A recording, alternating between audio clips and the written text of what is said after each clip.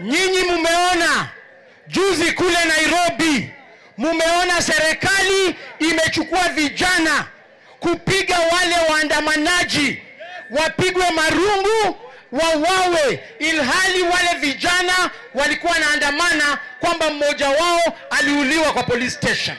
Leo hii mumeona tena leo hapa Tigania East, serikali imepeana pesa kwa mbunge wenyu tena akuje apige wale watu wakuja kufanya mkutano wa amani. Mimi naambiwa tarehe 25 kule Nairobi, mnajua hiyo siku ni public holiday.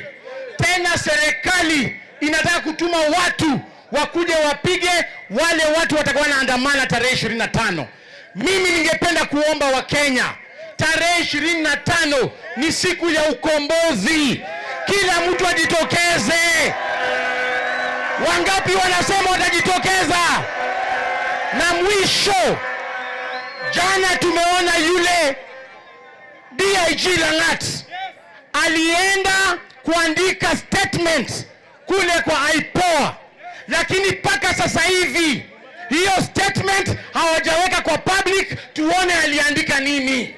Mimi tunaambia IPOA na tunaambia Director of Public Prosecution, kama statement ya DIG haitakuwa imewekwa by kesho asubuhi, sisi tunasema hatutakubali polisi yoyote ashike raia yoyote aingize katika police station. Sasa kama wewe ni mtu wa kupika chang'aa, ukishikwa na polisi tunasema hakuna kwenda kwa police station. Kama wewe ni mtu wa pikipiki, ukishikwa na polisi hakuna kuingia kwa police station. Sisi tunasema Langat must go. Langat must